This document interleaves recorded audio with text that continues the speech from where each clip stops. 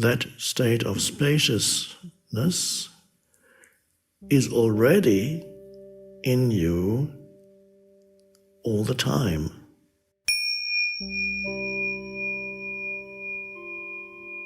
There is an equivalent of dreamless sleep in our ordinary existence, but most people are not aware of that, and that is a dimension of consciousness that is possible for human beings, that has certain similarities with dreamless sleep. And although spiritual teachers and so on have spoken about it and pointed to it for a long time, thousands of years, it still is not common knowledge that there's a potential in every human being for realizing within him or herself a state of consciousness that is deeper, infinitely deeper than the ordinary state of thinking and doing normal life. I sometimes call that state spaciousness, inner spaciousness, or sometimes call it presence or stillness. In Indian spirituality, India, they have a word for, they have been talking about it, they have a term for this, they call it the fourth state of consciousness, Turiya, which is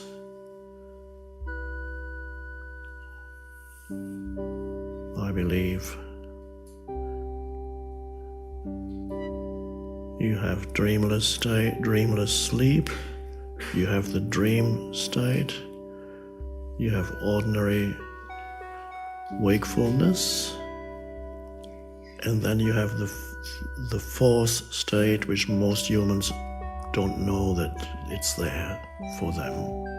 They don't know. And that is the greatest, one could almost say, yes, tragedy of a human life is to miss that the possibility that there is in a human life to realize that fourth state of consciousness. There is an assumption by spiritual seekers, even in India, and anybody who hasn't realized it for themselves or even had glimpses of it, there's an assumption that that fourth state is extremely hard to attain, and you need countless years of spiritual practice or countless lifetimes to finally achieve the fourth state of consciousness. And that belief actually prevents you from realizing it within yourself, because that state of spaciousness is already in you all the time. So if you have the belief that it's something that you need to achieve at some future point, that belief, that thought would continuously prevent you from realizing it now. Because you mentally will always project, and then you say, I'm going to meditate because I want to achieve at some point the fourth state. And then that can be a great hindrance in your meditation, because it prevents you from going deeper into the present moment where the fourth state is. Or one could almost say it's not just where the fourth state is, the present moment is the fourth state of consciousness. The space of now, not what happens in the now, but the deeper the space in which it happens. The background to your life is continuously there, and continuously also often seeps through one thought, in between two thoughts. You go 3 seconds. For 3 seconds you are free of yourself, and you might look at something and or whatever it is, or just experience a moment of peace and aliveness. And then, of course, you get drawn back into thinking. And then at another time, a little space comes in again when you're maybe all kinds, when you're tasting something. Perhaps there's just the perception of the taste without any mental interference, just an aware presence behind the sense perception. And then you notice that the state is always there. Every thought exists in that space, is only a wave movement in the space. And so it's not something that you need to attain as if you didn't have it, but because it's already here, it is essentially who you are. It is intrinsically one with the essence of your being. And if you don't know that, then your life is very limited to just a little person with no transcendent dimension to your life whatsoever. And so here we are in order to deepen our realization of inner spaciousness. That's all. It's so you realize something that is already here, rather than needing to look for it. So why do you often not realize it? Because you overlook it. Just like the fish may overlook the fact that the fish is surrounded by water and starts looking for it.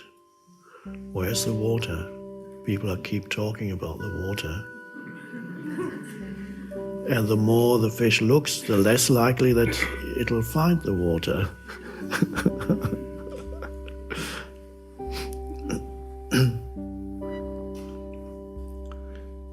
So that spaciousness is something that at first it may appear in your life as a glimpse, and at first in many people's lives they don't know that that is spaciousness. They experience it as a heightened aliveness or deeper sense of peace or joy, an absence of problems for a little moment.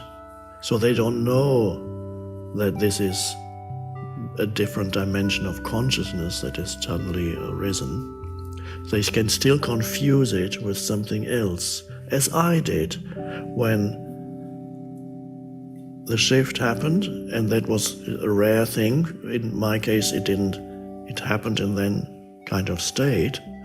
For most people, it's a more gradual thing. It comes gradually, first in glimpses, and then suddenly it's there for a longer period of time, or you go deeper into it, and there's a gradual transformation of consciousness. Might be so gradual you don't even notice it. And when it happened to me, I didn't realize that there was spaciousness. I didn't have the word spaciousness. I didn't know anything about the fourth state of consciousness. I knew nothing about presence or even mindfulness. I didn't realize even that my mind had subsided and become spacious.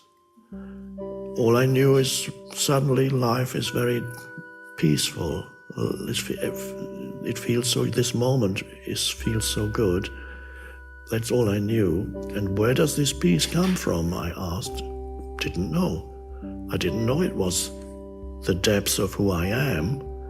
Realizing the depths of who I am was joy and peace. But I didn't have a word for that. I couldn't call it the depths of who I am. I just thought, why am I suddenly so peaceful? And I started keeping a diary which said, I don't know why I suddenly feel so peaceful. I just want to write down my daily experience of peace in case it leaves me, then at least I can remember it. And I wrote, it's still somewhere, I don't know where it is, locked away. I don't need to look at it, but it's interesting that there was no understanding of where did this peace originate? What is this peace? How did it come about? So the understanding came later. So you too, you may, well, not you, but people in your life, anybody who is not totally, continuously unhappy, anxious, angry, fearful, or continuously upset, or continuously in a state of deep discontent, and there are people like that. Don't know what the percentage of the population is, but a not insignificant percentage of the population live in an almost continuous state of discontent in one form or another. There's always a residue of anger. They're just waiting for the next thing to be angry about, to be upset about, or there's a continuous, whatever the state is, a certain percentage, yes, or they're totally unhappy and depressed and everything is just dreadful, or they are approaching the borderline of what we conventionally call sanity and insanity, and then they step beyond this borderline and then they're declared clinically whatever, insane or what. And so there are many people in mental homes who are so obsessed with their minds, no space whatsoever, and people are very unhappy, totally unhappy most of the time. Also, they experience virtually no relief from their mind, so no spaciousness at all makes for a very unhappy life. So, and that is the equivalent of somebody who cannot, if that were possible, who cannot go into dreamless sleep. All you ever experience is your dreams, and something prevents you from going into dreamless sleep. That would be awful, and of course you would go insane. The same applies to ordinary wakeful state.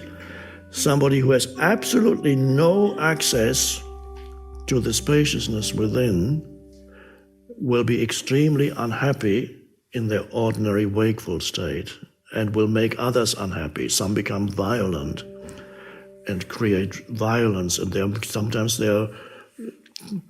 people, of course, violent people are so unconscious and unhappy that they become violent. Often they get attracted to each other, and then you have a group of people, thousands, 100,000, sometimes millions, who are violent, no spaciousness, and then they create what we call genocide and so on. All these things, the most awful things created. Life becomes a nightmare. They create a nightmare, either a collective nightmare or a nightmare in their personal lives. So that is like somebody who has absolutely no access. Imagine you could only dream but never reach the dreamless state. You would go insane because you need the dreamless state. Now, in ordinary wakefulness, you also need the spaciousness. And if you have absolutely no spaciousness, you go virtually insane.